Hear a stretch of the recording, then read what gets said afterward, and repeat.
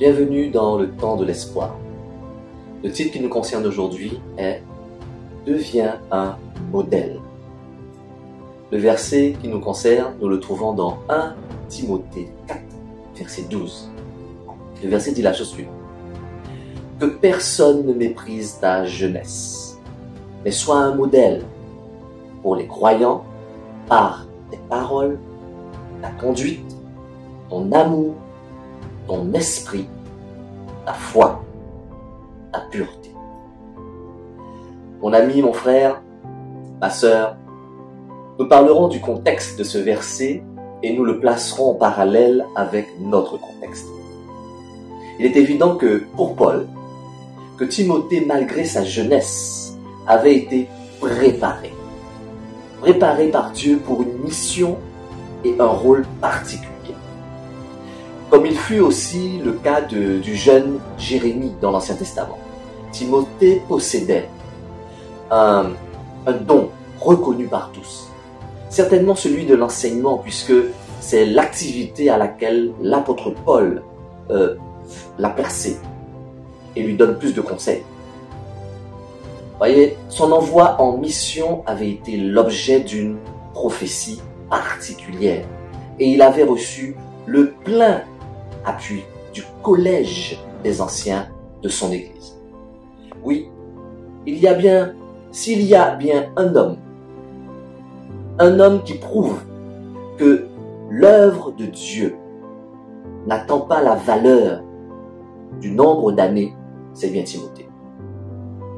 Puisse Dieu en susciter de nombreux parmi nous. Nous avons besoin de jeunes qui viennent dans le ministère avec la même compétence qu'un Timothée, ou plus, car tout est possible à Dieu. Tout. Et s'il y a bien une lettre qu'un chrétien jeune devrait lire et méditer pour viser juste, entrer dans le bon combat et servir la cause, c'est bien Timothée, le premier épître de la lettre de Timothée. Alors, cette lettre nous montre quoi?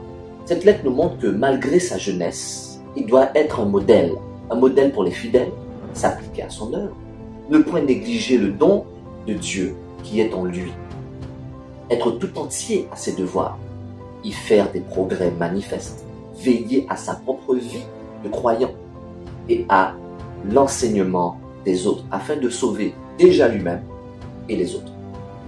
Ce que je veux dire par là, mon frère, ma sœur, mon ami, c'est que Timothée devait tout faire pour ne donner à personne une occasion de mépriser son comportement par sa propre faute. Que la maturité de sa vie spirituelle prenne le dessus sur sa jeunesse. L'apôtre Paul demande à un conducteur spirituel des églises d'être le modèle des fidèles. Dans ses discours, dans toute sa conduite, par son amour, par sa fermeté et d'une foi vivante, par la pureté de ses mœurs. C'est beaucoup, c'est vrai, mais c'est indispensable.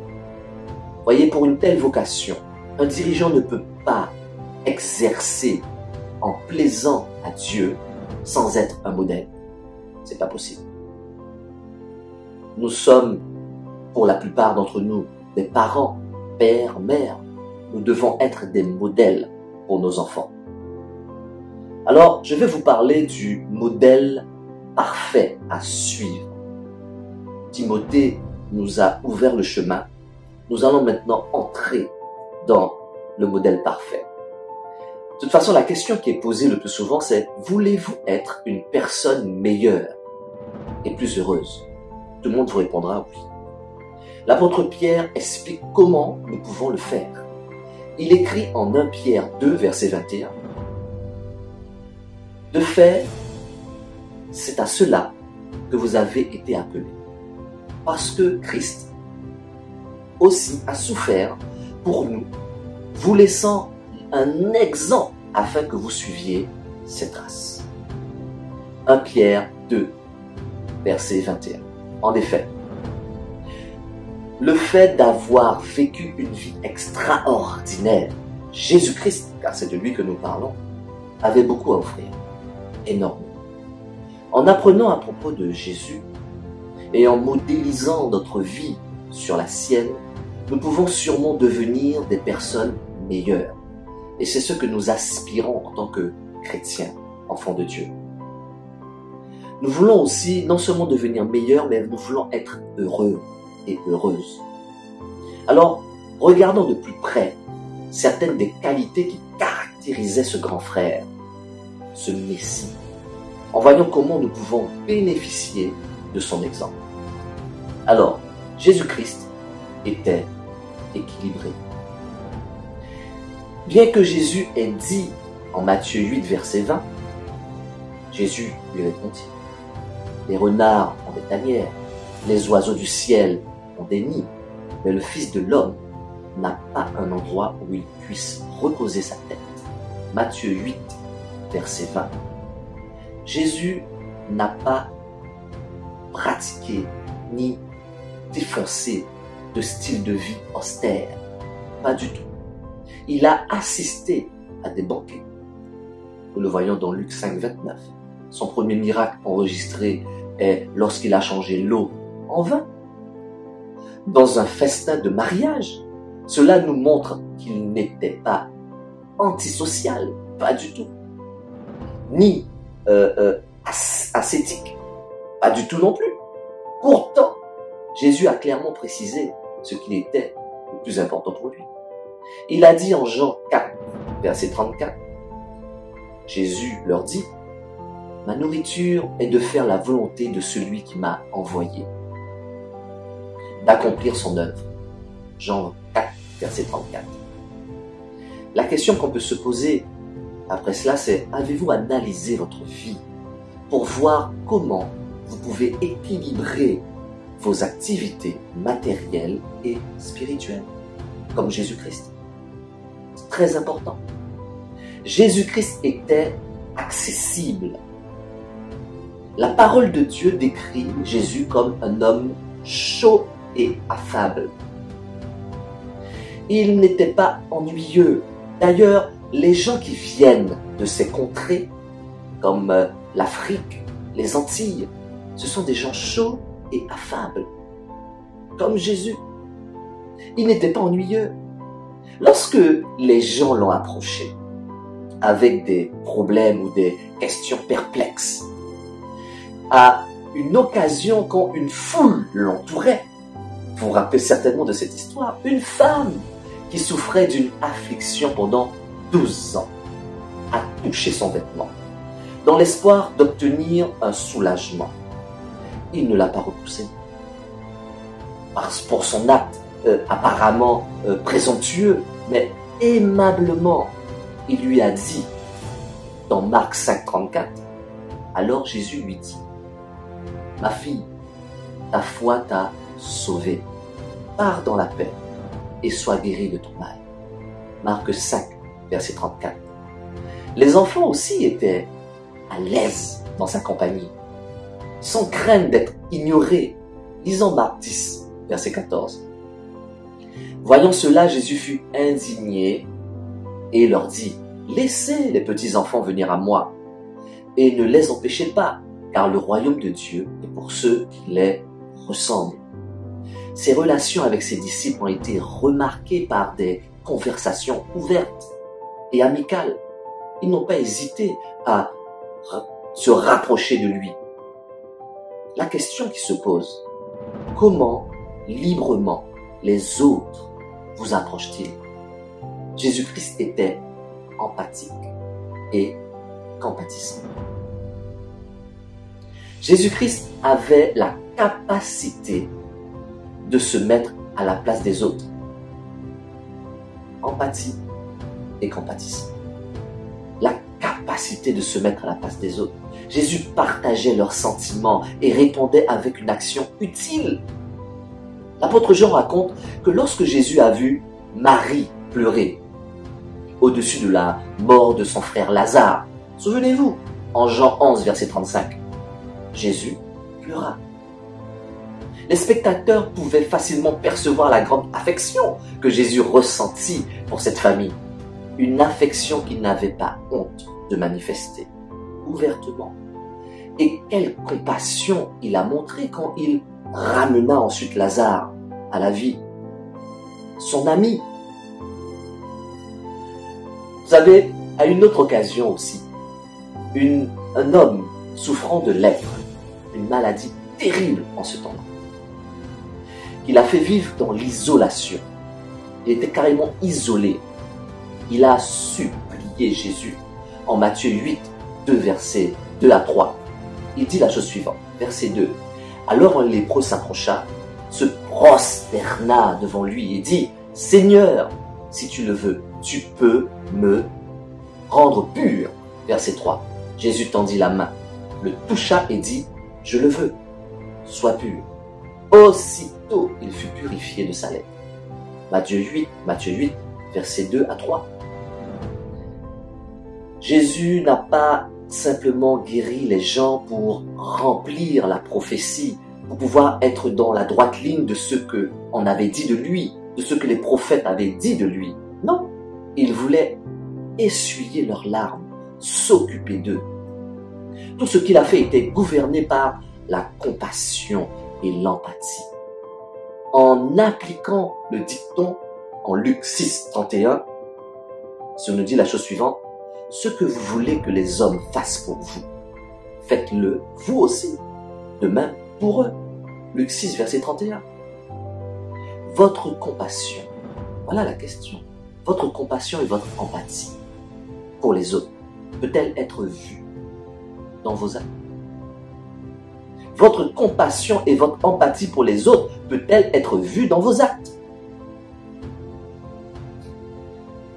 Nous devons être un modèle, nous devons être des exemples. Jésus était compréhensif et il discernait tout. Bien qu'il ait été un homme qui n'a commis aucune erreur, Jésus ne s'est jamais attendu à la perfection des autres, jamais. Ou à assumer un air de supériorité, jamais. Il n'a pas non plus agi avec un manque de compréhension, jamais. Une fois, une femme connue dans la ville pour être une pécheresse a montré sa foi et sa reconnaissance en lavant les pieds de Jésus avec ses larmes et en l'essuyant avec ses cheveux. Jésus lui a permis de le faire. À la surprise de son hôte, qui jugeait déjà cette femme durement, Jésus a compris la sincérité de cette femme. Il n'a pas condamné la femme pour ses péchés, il a plutôt dit, en Luc 7, verset 50, mais Jésus lui dit à la femme, ta foi t'a sauvée, pars dans la paix. À la suite de la réponse chaleureuse de Jésus, cette femme était très probablement émue pour abandonner son ancienne vie. Elle a voulu le suivre. Êtes-vous connu pour être rapide à lier et à condamner quelqu'un? Nous devons avoir des exemples, nous devons être des exemples. Nous devons imiter le Christ, le Messie. Jésus-Christ était impartial et respectueux. Très important. Qualité qu'on ne trouve pas souvent de nos jours. Impartial et respectueux. Peut-être à cause d'une certaine affinité de personnalité et d'une possible connexion familiale. Vous savez que Jésus avait une affection spéciale pour son disciple Jean. Néanmoins, il n'a jamais montré aucune partialité envers lui. C'est Jean qui venait se coller à lui. Ni en le favorisant par rapport aux autres disciples. En fait, lorsque Jean et son frère Jacques, rappelez-vous de cette histoire, ont demandé des positions privilégiées dans le royaume de Dieu, en Marc 10, 37. Ils ont dit, accorde-nous, lui dirent-ils, d'être assis l'un à ta droite, l'autre à ta gauche, quand tu seras dans ta gloire. Jésus répondit, en Marc 10, 40, mais quant à être assis à ma droite et à ma gauche, cela ne dépend pas de moi, et ne sera donné qu'à ceux pour qui cela a été préparé. Donc, c'est Dieu qui décide. Et Jésus leur a rappelé cela. Jésus-Christ était toujours respectueux envers les autres. Toujours. Il n'a pas partagé les préjugés des gens, de la localité. Dans sa journée, elle dit ça, donc il va répéter. Non, dans le contexte, les femmes étaient généralement traitées comme inférieures aux hommes. Dans ces pays-là. Pourtant, Jésus a accordé une dignité due aux femmes. La première fois qu'il s'est ouvertement déclaré être le Messie, c'était à une femme. C'était à une femme qui n'était pas juive, pas du tout, mais elle était samaritaine, une étrangère, que les Juifs en général dédaignaient. Oui, les Juifs dédaignaient les Samaritains. Ils n'aimaient pas les étrangers. Et c'était aux femmes aussi que Jésus a accordé le privilège d'être les premiers témoins de sa résurrection. C'était des femmes. Alors, la question qui se pose maintenant, êtes-vous juste dans vos relations avec des personnes d'une nationalité différente? Êtes-vous juste dans vos relations avec des gens de genre différents, hommes ou femmes? Êtes-vous juste dans vos relations avec des gens de langues différentes? Ou êtes-vous juste dans vos relations avec des gens de couleur de peau différentes? Et vous vous dites chrétien, enfant de Dieu. Êtes-vous juste? Jésus-Christ était un fils et un frère consciencieux. Je me suis souvent posé la question, et cela on parle régulièrement, on en parle souvent avec mon épouse, mon diamant, l'os de mes os, la chair de ma chair. On se demande, mais qu'est devenu Joseph? C'est vrai. Après les 12 ans de Jésus, quand sa mère et son père, son beau-père, l'ont trouvé dans le temple, nous n'entendons plus parler de Joseph. Apparemment, le père adoptif de Jésus, Joseph, est décédé lorsque Jésus était encore un jeune enfant, après ses 12 ans. Très probablement Jésus, et ça c'est clair, très probablement Jésus a soutenu sa mère et ses plus jeunes frères et ses sœurs en travaillant comme charpentier. Oui, oui, Jésus a travaillé. Jésus a travaillé pour soutenir sa famille. Ne croyez pas qu'il est venu tout de suite dans son ministère. Jésus a travaillé. Il a exercé le métier de son beau-père. Lisons Marc 6, verset 3. N'est-il pas le charpentier, le fils de Marie, le frère de Jacques, de Jos, de Jude et de Simon? Et ses sœurs ne sont-elles pas ici parmi nous? Et il représentait un obstacle pour eux. Au cours de ces derniers moments de la vie, il a confié sa mère aux soins de son disciple Jean, parce que son beau-père était mort. Lisons Jean 19, versets 26 à 27. Verset 26. Jésus vit sa mère. Là, Jésus est crucifié. Il est sur la croix. Imaginez-vous le contexte.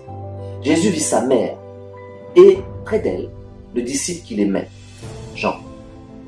Il dit à sa mère, « Femme, voici ton fils. » Puis il dit, 27, au disciple, « Voici ta mère. » Dès ce moment-là, le disciple l'a pris chez lui. Maintenant, nous comprenons mieux ce verset. Parce que nous sommes entrés dans le contexte. Alors, la question, bien sûr, c'est pouvez-vous imiter Jésus en assumant vos responsabilités familiales comme lui, il l'a fait? Pouvez-vous l'imiter? Jésus était un véritable ami.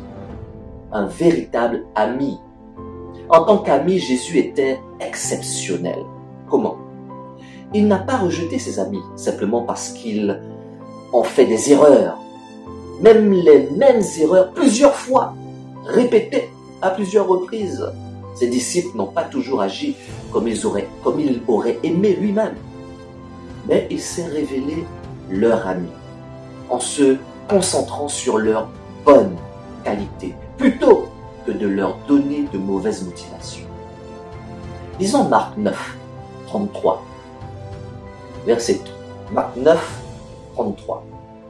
Alors il nous dit la chose suivante. Ils arrivèrent à Capernaum.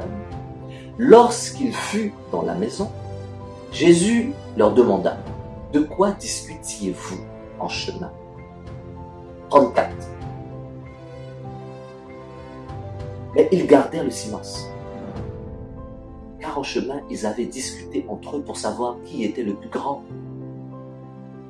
Alors, il s'assit, appela les 12. Vous voyez, il les a pas, comment on dit, repris ou réprimandés. Non, non, non. Il s'assit, appela les 12 et leur dit, si quelqu'un veut être le premier, il sera le dernier de tous et le serviteur de tous.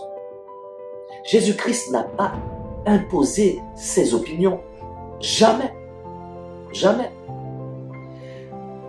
Il n'a pas donné son point de vue. Imposé son point de vue aussi. Non. Il a invité, il les a invités à s'exprimer librement. Il les a toujours laissé le choix et les a conseillés. Lisons Matthieu 16, versets 13 à 15. Verset 13, Jésus arriva dans le territoire de Césarée de Philippe. Il demanda à ses disciples, « Qui suis-je d'après vous, les hommes? Moi, le Fils de l'homme. » 14. Ils répondirent, « Les uns disent que tu es Jean-Baptiste, les autres Élie, les autres Jérémie et l'un des prophètes. » 15. Et d'après vous, qui suis-je? Leur dit-il. Voyez, il veut que les disciples s'expriment. C'est un véritable ami. Il n'est pas un dictateur. Surtout, Jésus aimait ses amis. Jésus aimait les disciples. Dans quelle mesure? Il a dit en Jean 15, verset 13, « Il n'y a pas de plus grand amour que de donner votre vie pour vos amis. » Jean 15, verset 13. Quelqu'un pourrait-il offrir à ses amis quelque chose de plus précieux que sa propre vie? Vous connaissez quelque chose de plus précieux que votre propre vie? Moi pas. La question qui se pose, restez-vous un ami même lorsque les autres vous irritent ou vous offensent? Jésus-Christ était courageux et viril. Oh oui, Jésus-Christ était courageux et viril. Jésus était bien différent de la faible personne passive représentée par des articles ou des images ou des films ou des photos. Les évangiles lui présentent comme un homme fort et vigoureux. Jésus a chassé des marchands avec leurs biens du temple. Il faut être fort pour renverser les tables, chasser les gens, les fouetter. Lisons Marc 11, versets 15-17. Non, plutôt, lisez Marc 11, versets 15 à 17. Et aussi Jean 2, 14-17.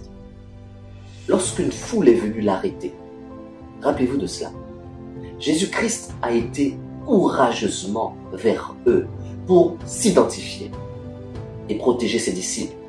Ça, c'est courageux de sa part. Lisons Jean 18. Là, nous allons le lire. Jean 18, verset 4. Jésus, qui savait tout ce qui devait lui arriver, s'avança alors et leur dit, « Qui cherchez-vous » Jean 18, verset 4. Est-ce que vous agissez de manière décisive et courageusement lorsque vous voyez ce que vous devez faire? C'est pas toujours facile, mais est-ce que vous le faites? Jésus-Christ était discret et humble. Discret et humble. Jésus-Christ. Trop souvent, le monde désire nous présenter un Jésus-Christ que l'on remarque par sa beauté, par sa stature, par ses vêtements éclatants. Il était Jésus-Christ, le Fils de Dieu, sur terre, spirituellement, oui, mais sur terre, il était un simple homme. La réalité est tout autre. Lisons Ésaïe 53, versets 2 à 3, et vous verrez qui était Jésus-Christ. Ne vous laissez pas tromper. Lisez la Bible. Écoutez la Bible audio. Ésaïe 53, versets 2 à 3. 2. Il a grandi devant lui comme une plante, jeune plante, comme un rejeton qui sort d'une terre toute sèche. Il n'avait ni beauté, ni splendeur propre à attirer nos regards. Et son aspect n'avait rien pour nous plaire. 3. Méprisé et délaissé par les hommes, homme de douleur, habitué à la souffrance, il était pareil à celui face auquel on détourne la tête. Nous l'avons méprisé. Nous n'avons fait aucun cas de lui. Ésaïe parle de Jésus-Christ. Regardez quand vous détournez la tête de quelqu'un. C'est quelqu'un de beau, de magnifique. C'est une personne belle. Non. Vous détournez la tête de quelqu'un que vous ne trouvez pas beau, que vous ne trouvez pas magnifique, que vous ne trouvez pas élégant. Ça, c'était Jésus. Jésus se confondait avec ses disciples. Ne vous laissez pas tromper. Jésus se confondait avec ses disciples. Si on ne le connaissait pas, on ne le remarquait pas quand il était avec ses disciples. Il se confondait avec eux. Humble et discret. Ne vous laissez plus tromper. Lisez la Bible. Écoutez la Bible audio. Car ce monde qui désire mettre en avant les apparences, sachez que Jésus-Christ ne s'inquiétait pas de son apparence. L'histoire nous révèle que même Judas, écoutez bien, que même Judas, le disciple qui le livra, donna un signe pour que la bonne personne soit arrêtée, c'est-à-dire Jésus-Christ. Pourquoi? Parce que les gens qui accompagnaient Judas ne savaient pas qui était Jésus. Tout le monde ne connaissait pas Jésus. Et quand on le voyait pour la première fois avec ses disciples, on le confondait avec ses disciples. Parce qu'il ne dépareillait pas, il les ressemblait. Nous allons lire Marc 14, verset 44. Écoutez la Bible, Dieu. Celui qui le trahissait leur avait donné un signe, ce signe. L'homme auquel je donnerai un baiser, c'est lui. C'est lui. Arrêtez-le et amenez-le sous bonne garde. Vous voyez? Alors maintenant, ma question. Avons-nous l'humilité et la discrétion de Jésus-Christ concernant le contexte de nos jours? Qu'est-ce que nous faisons quand nous avons un titre, quand nous sommes connus, quand nous avons un poste, quand nous sommes en vue?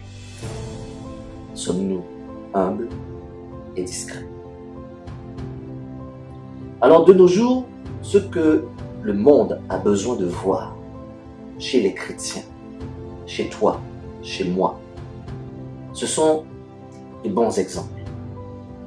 De bons exemples. Il ne suffit pas de crier « Je suis chrétien, je suis enfant de Dieu ».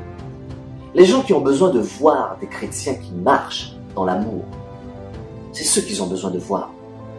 Dans la pureté, dans la foi, dans l'intégrité, dans leur conduite, ainsi que leur discours soit adapté, correspondent à leur vie. Que les chrétiens soient fermes. Les gens ont besoin de voir de nos jours, en 2021, des chrétiens qui ont une foi vivante. Ils vivent ce qu'ils croient. Ils ne font pas semblant. Des chrétiens qui restent purs dans leur mœurs. Et cela dans leur maison, avec leur famille, avec leurs enfants. Quand ils sont à l'école, pour parler des plus jeunes. Dans leur travail, pour parler des plus âgés.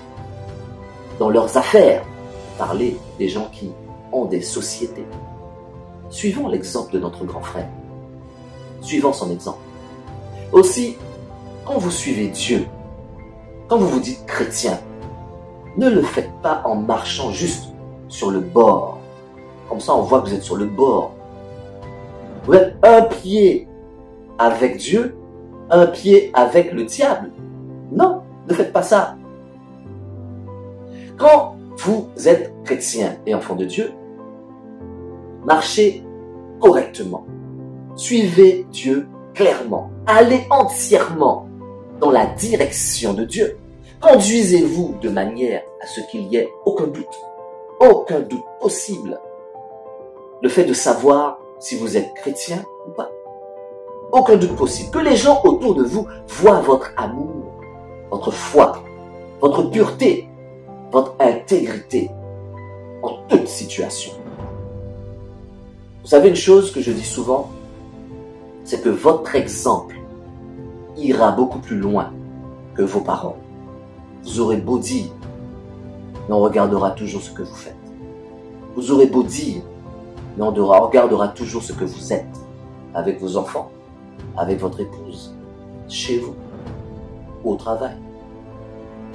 Pendant que vos enfants grandissent, ils peuvent oublier certaines des serments, des recommandations que vous leur faites. Parce que quand ils vont grandir, ils vont faire comme s'ils n'étaient pas intéressés par les choses de Dieu. Méfiez-vous, méfiez-vous. Mais ils n'oublieront jamais votre exemple. Même dans votre lieu de travail, ou à l'école, ou juste dans votre voisinage.